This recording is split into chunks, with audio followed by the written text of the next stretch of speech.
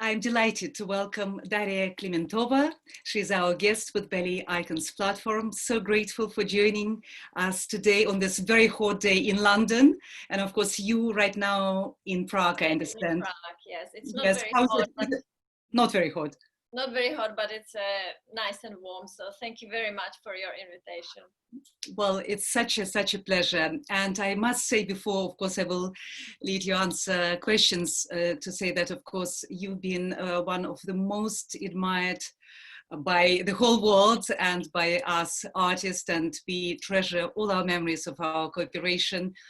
And you're an ideal person and artist to interview, because of course your life is so multidimensional, actually starting from your childhood. And of course, these interviews, they're for many people who not only admire you, but for people who are going to discover you and who you are. And many of them didn't have a chance yet to read your autobiography, which is another extraordinary fact in your life, because not many artists and dancers manage to write a book, autobiography, with such a dramatic and powerful name as Agony and Ecstasy. But we are going to come to this in a moment. We started doing these interviews during lockdown, and many of your wonderful colleagues have been asked questions how they've been dealing with this. But I would like to ask you really about the future, because yes, we're all going through these difficult times, performing arts and all the institutions, educational institutions connected to the performing arts, going through very, very challenging times in many ways. But we have to be strong, we have to be optimistic. What would be your message to many young dancers and dancers in general now, how we need to move forward and look to the future, to the times when they will be able to go back on the stages and to come back to more normal life? And do you see any solutions, any new ideas which we have to implement in order to get stronger after these challenging times? I know I'm starting with a very difficult question. It's a very difficult question. Yes, I don't know if I can really answer to that. I mean, it's so difficult for the dancers, because as a dancer you just have to train every single day, and not just doing ballet class. You have to be in the studio in a big space. You need to rehearse certain roles to actually to keep fit. It's not just a half an hour class. Very difficult. But I think what I see on Instagram and Facebook, I think they are doing really well, and I think they kind of made their own world, and they are communicating with each other, which is very important. And they are trying to involve each other in classes, in some different projects, actually even choreographic project, which is excellent. It will keep them motivated. But I hope it's not going to take very long when actually all the dancers can go back to studios and hopefully on stage. I think there is already a Norwegian National Ballet. They are performing, but they are performing outside. For example, on the roof of their opera house, which is fantastic, or I don't know, like in front of the opera house, so you can have some audience, you know, that is a start. Because audience, this is what all the artists need. Of course. Exactly. Yes. Exactly. No, I think for the year, at least for a year, it's going to be difficult, but we will manage. I'm sure we will manage, and it's going to get to, you know, back to normal. And I think it's going to be even better. Well, of course, thank you very much for your positive answer, because this is exactly what we all need, to be positive and strong, and look forward. And hopefully during this lockdown, many could reflect on many things, maybe improve in their minds in many different ways. Now, coming back to you, to your life and your personality, to those who don't know, you started as a young gymnast, and then you switched to ballet. How was this transition for you? Obviously, it was suggested by your parents or some advisors, teachers, and how did you take it as a young girl, swapping from gymnast, an already successful gymnast, to ballet dancer? I think I must say, I would like to say thank you that I started with as a gymnast, because it does help physically the transition for ballet. But we had already ballet, like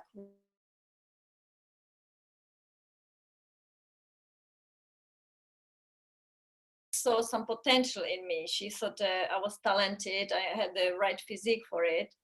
So can you actually hear me now?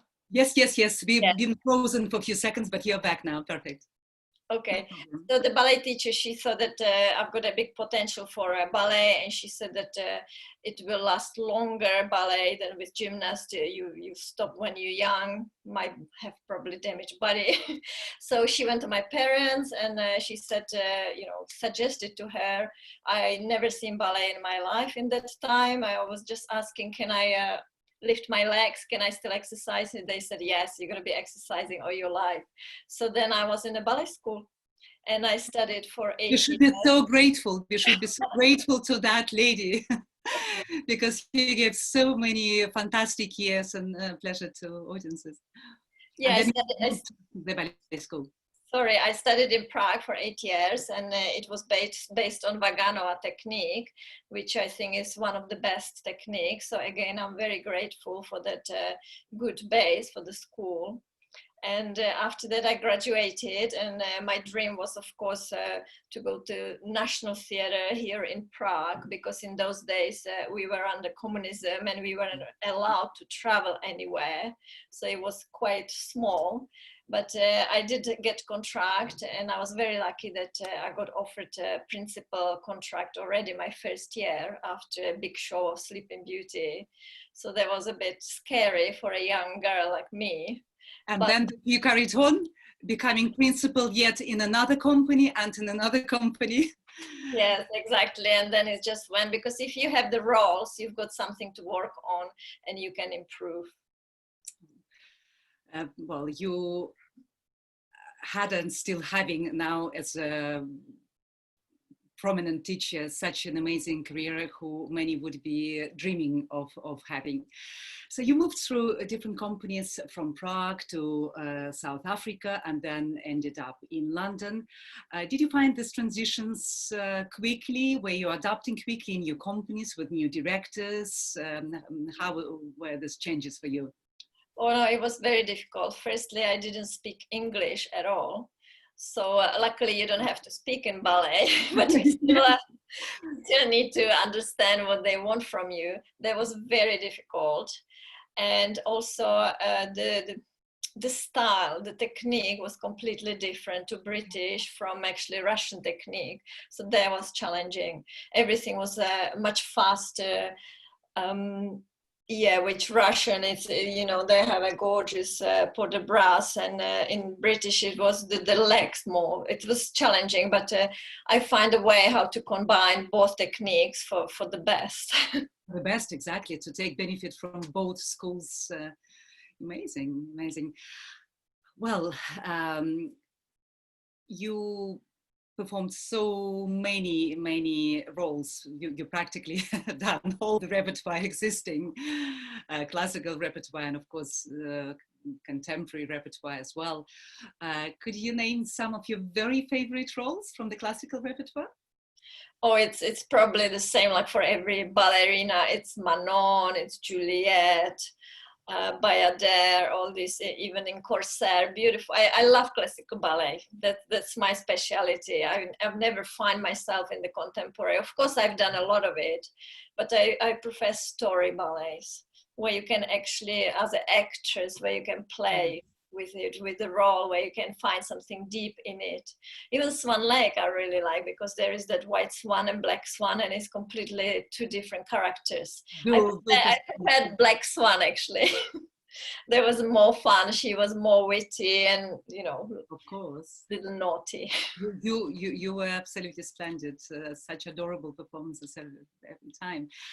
How did you feel when you started dancing with our beloved dancer Vadim Montagerov, when you started dancing? And of course it was a partnership made in heaven, and not many female dancers again can dream of such a partnership and you've been very, very lucky that you met and you started creating this beautiful, beautiful dance on the stage, and you've been compared to Marco Fontaine and Rodolphe Nariv. How you were feeling about this, or for you, you were just really, really concentrating on the pleasure of creating art together on the stage? Of course, yeah, no, it was I didn't know that all this is going to happen to me. I was just in the age where I was starting to think about retiring. I actually thought like, okay, I've done every single role in my life. My body started to be a little bit sore. So I thought, okay, well, that's it, enough. But then this Vadim Muntagirov just suddenly arrived from school. Right. Yeah. And I didn't want to dance with him at first, actually. Because you had to like go from the beginning again. Our first performance was Giselle, and it was hours and hours of rehearsing. So I was, little diva there thinking like, oh no, I'm not going to do it again. The famous Daria. Of course. But then I don't know, I just realized that it's really nice actually to go and help this young man, this talented man, and it turned into one of my best partners actually in my life. He was such an inspiration for me. I saw him in the corner there practicing, and he was just turning so young and so fresh, and I felt like, yes, I can do it too still. And I just went and I started tuning, and actually I started to dance better because of that inspiration. And I guess he find inspiration in me too, because I was quite experienced already. I've done all these roles. So I think it was easy. I think it's good to pair always like one partner a little bit older and then younger, because the young one goes much faster up. And he was very fast. Each other in so many different ways. You evolve each other, and yes, he learned a lot and really fast, and I was supporting him. And then when it got to time when actually my body was giving up a little bit, he started to support me, which was really nice. Beautiful, very beautiful. And of course, your cooperation was documented in a film, which then later became the title of your book, of your autobiography. Who came up actually with such a powerful name as Agony and Ecstasy? Do you remember? Well, I mean, it was you mean of the book or the film? Of the film, because the film came first. Of the film, yes. No, it was the producer. We had no idea. The company had a contract that for 1 year they're going to make three episodes of I think from Romeo and Juliet, Swan Lake, and Nutcracker. We didn't till the last minute. We didn't even know that I was the main character there. I didn't know till I saw the film. They did not really ask me, do you like it or you don't like it? Well, this is a history, and again, we are very, very lucky that we can have this film. And when it came to the book, at which point you decided to, I'm ready to write my memories, my autobiography. It's a very big step, and it's a fantastic, such a brave, amazingly brave thing to do. Well, it was after that film. One of the publishers came to me and, would you be interested in that, because we would love that.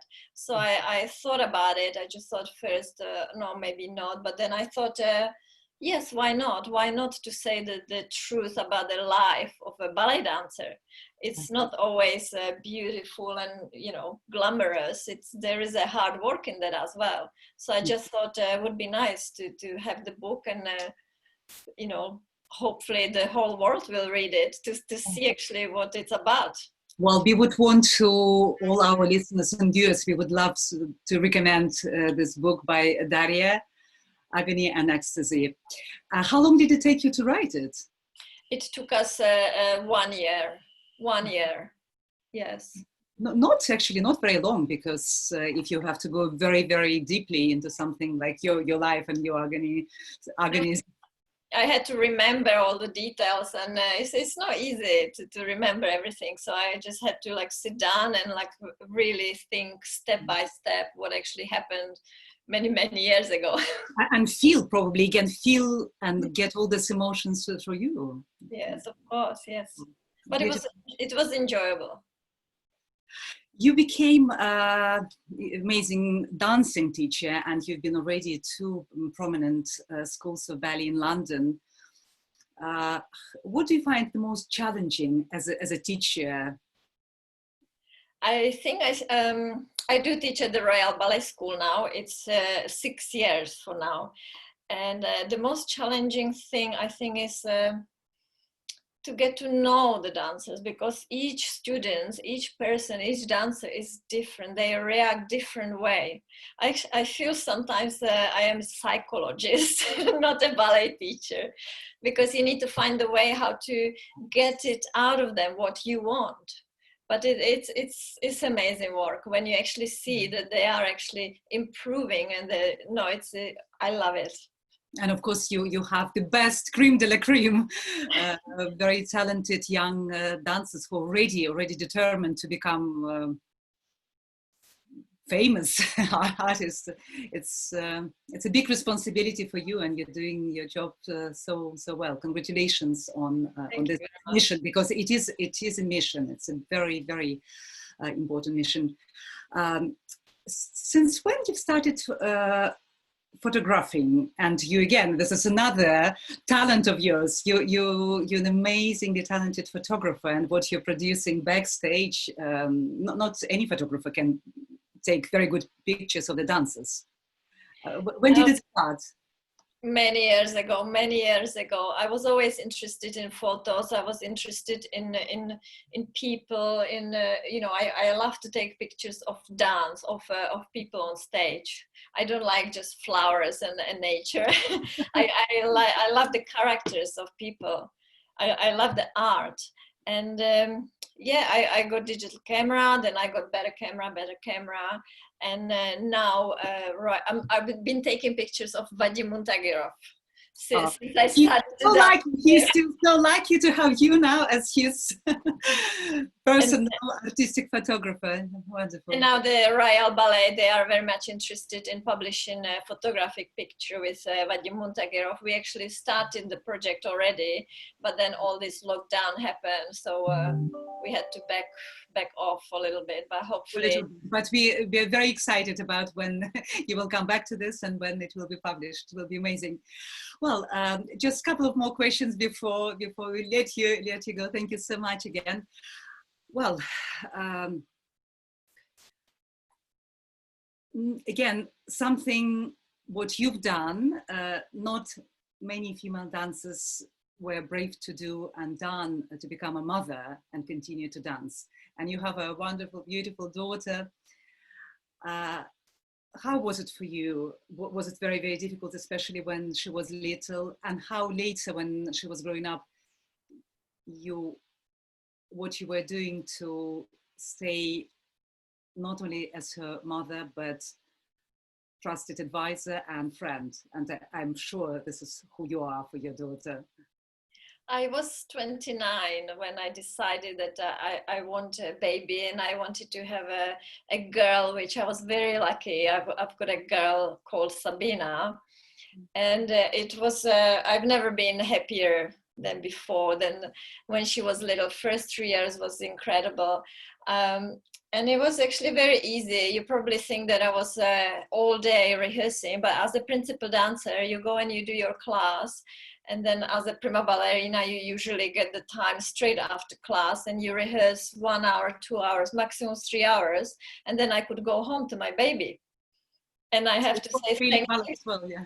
Yes, no, it was wonderful. And the happiness for your child, I took on stage. And I was shining on stage, and it was just a really happy time. And somehow I wasn't even tired. I got the energy from the baby. But I had my mom, she moved to London, and she did help a lot. So when I was rehearsing, she was with her, which was fantastic. And I trusted my mom the most, of course. It's my mom. Yes. Are you having arguments with your daughter, or you're friends? She really listens to your advice. Yes, we are best friends, and she trusts me. She tells me a lot of things.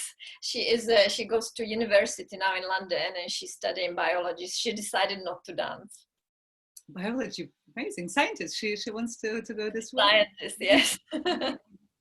Daria, thank you very much. And the final quick question is, what is your main piece of advice for the young dancers, generally, nothing to do with this period, but generally, what they should have and keep in mind when they want to seriously consider a ballet career? They just have to sit down and think, do I actually love dancing? They have to make sure that there is the passion. They need to be passionate about dancing, because it's not an easy life. They're going to be tired every single day, and they need to really know that they want to dance. I think that's the most important. That's the beginning. They have to have the passion for dance. Thank you very, very much for being with us today, Daria Klimentova. We recommend everyone to watch out for your biography, beautiful photographs, and of course, your wonderful students who you're training, and all the very best. Thank you so much for being with us today. Thank you. And we hope to see you very, very soon. Bye-bye, Daria. Thank you. Thank you very much. Bye. Bye-bye. Bye. Thank you.